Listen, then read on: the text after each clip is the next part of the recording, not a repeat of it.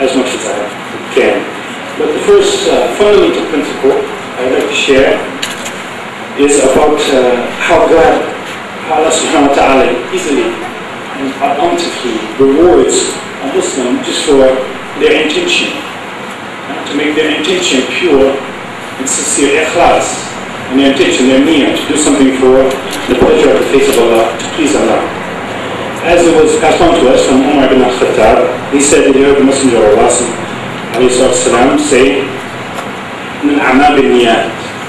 and actions are but by intention, and everyone should have that which one intended.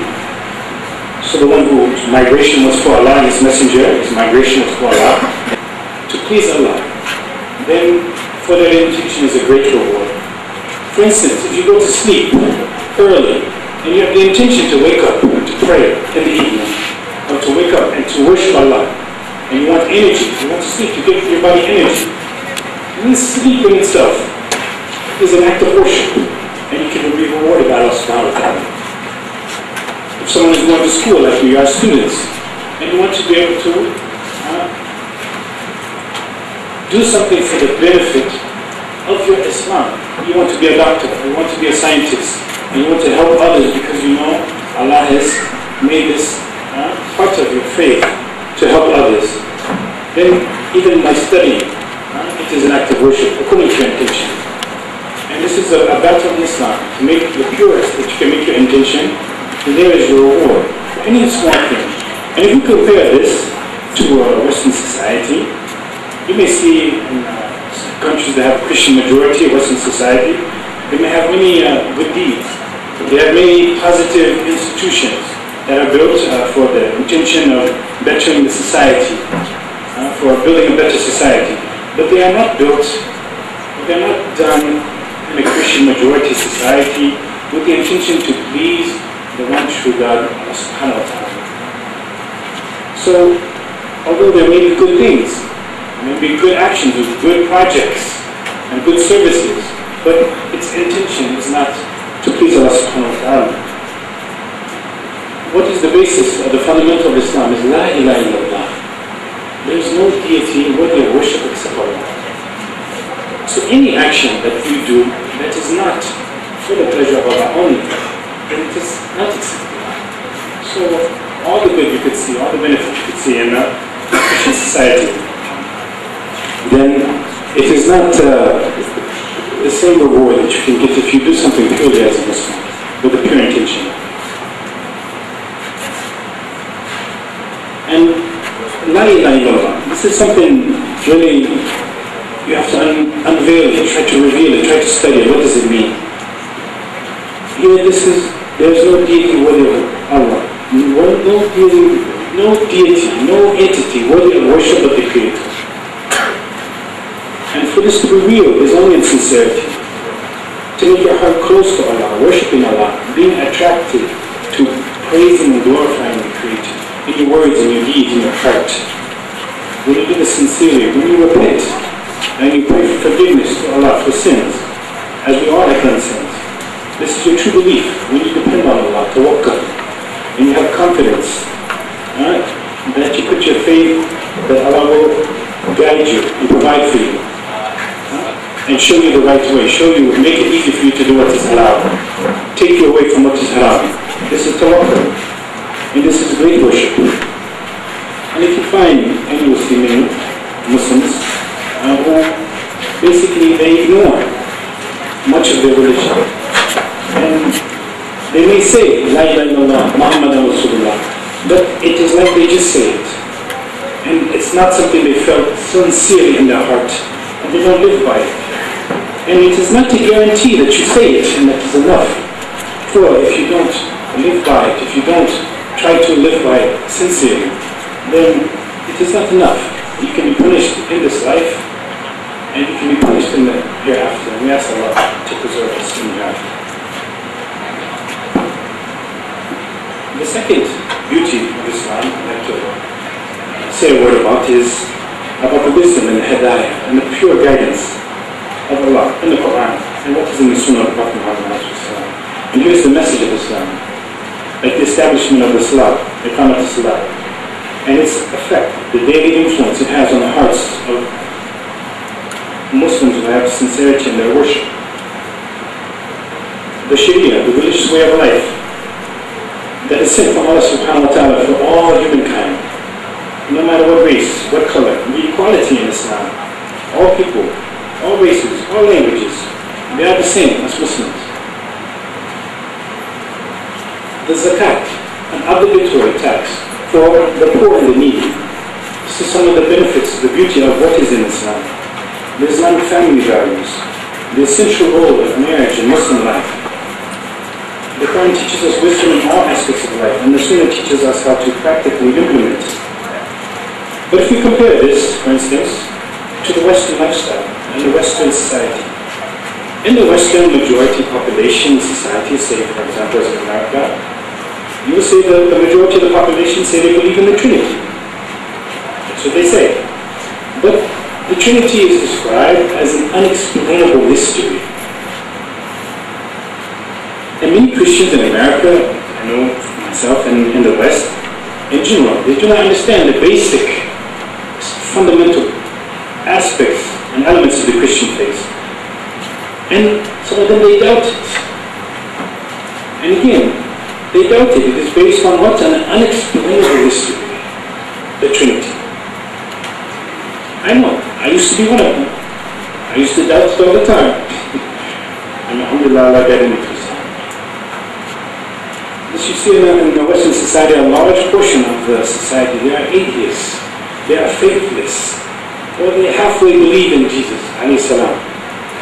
And the Trinity, or the teachings about the Trinity and their false belief, that Jesus, alayhi salam, will wipe away their sins with his blood.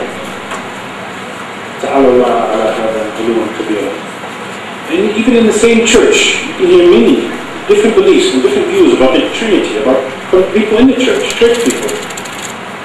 Because their belief system is disbelief in Allah subhanahu wa ta'ala, the Most High, the One and the Creator. And from this confusing belief in Western society, you see they have separated totally the sacred and the secular, church and state, the religion and the law. Whereas in Islam, it is comprehensive. The belief, the aqeedah, the worship, the law system, the Sharia, it is complete. And in the Sharia we have protection from threats. What we call al-Duriyat al-Khamsa. The 5 essential values of life are protected by the Sharia law, which people often don't understand when they talk about it, especially in the news. To protect life, mind or the intellect, property, family lineage, and religion. Duriyat al-Khamsa, the 5 essential values of life. To protect life, for instance, murder in the Islamic Sharia. What is it punished by? Murder. Capital punishment. The murderer is removed from society. To protect the mind and the intellect. Alcohol and illegal drugs. Forbidden, totally. Even in Sudan, mashallah. Alcohol and illegal drugs are forbidden. To protect property, a thief who takes secure property of a high value, like a cat burglar, someone who sneaks into people's houses and steals from them, or a pickpocket who goes into a pocket and steals more than what could be estimated as like about $100, or a safe cracker, someone who cracks a safe, who goes into a box, a metal box, a safe, and opens it, steals from secured area where property is, he steals it, his hand is removed. Thief's hand is removed. To protect property, to protect family lineage, and adultery, and fornication, haram in Islam. And in the faith of Judaism and Christianity, they are forbidden. Because what they have in common is, this is what we call Mawarith al-Anbiya, the inheritance of the prophets. What came down to the Christians, what came down to the Jews, is the inheritance of the prophets, which they have changed tremendously. And the Sharia also protects the fifth, is religion. And the third beauty of it, and I can say in the Western society, as far as laws, their legislatures, they can change the laws as they fit. And many laws now things are encouraged. That used to be in the past in Western law illegal, like Alcohol used to be illegal in the US. Homosexuality used to be illegal. It is written in the books, you can find it. But they change the laws as they see fit in their legislature. The third beauty of Islam I wanted to mention is Iffah, or the modesty of Islam. And this modesty includes men and women. Modesty in Islam includes men and women. And you could say it starts with the heart and your niyyah, and your intention. Modesty in your heart, not to say something immodest, improper. And then with your tongue, what you say. Because lewd, vulgar speech, or to speak about sex in an impolite and disgraceful way, or unnecessary mixing with the opposite sex, all of them are haram in Islam. So that's with your tongue. And then with your body, for instance, your eyes. What is forbidden? The second look is forbidden. Not to stare and gawk at women, or women not to stare and gawk at the opposite sex, but modesty. And again, part of the iffah of great importance is the hijab. And people say, why? Why is the hijab? Why is the hijab part of Islam? Allah said in His book, Ya ayyuhan nabi, kulli azwajuka wa banatan wa nisaa mu'minin yadnuna alayhinna min jalabibihinna dhalika adna ya'na falam kana Allahu ghafurur rahima. O Prophet, tell your wives and your daughters and the women of the believers to draw their cloaks all over their bodies. That will be better, that they should be known, not to be annoyed. And Allah is ever forgiving, most merciful. And the shahid, or the key words in this ayat is أَنْ يَعْرَفْنَا فَلَا يُؤْذَيْنَ. What is the purpose of the hijab? Let's look at 3 different translations of this, or 4. The first one, they should be known and not to be annoyed. For the hijab, when they are seen, they are known, so they will not be annoyed. Another translation, that they should be known and not molested. Another translation, so as to be recognized and not insulted. Another translation of this ayah, so that they will be known and not be abused. This is the purpose of the hijab.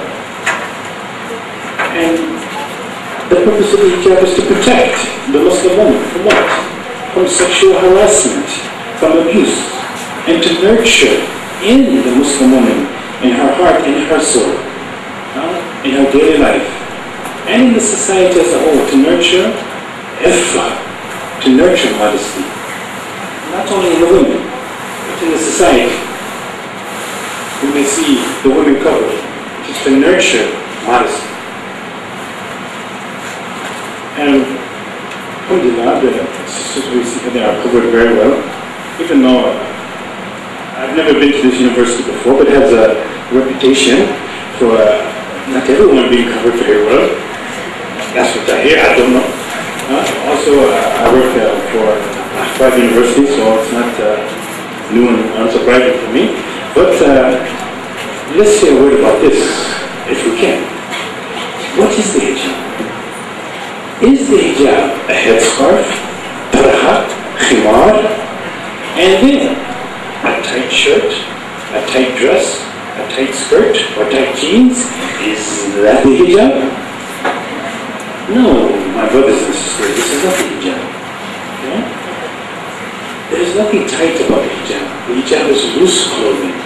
Whether it is an abaya, or faux Sudani, or jilbab, or other type of loose clothing, the hijab is loose. And it is covered. It is to cover what all the men, naturally in their fitrah, what they have been created upon, they are inclined to look at.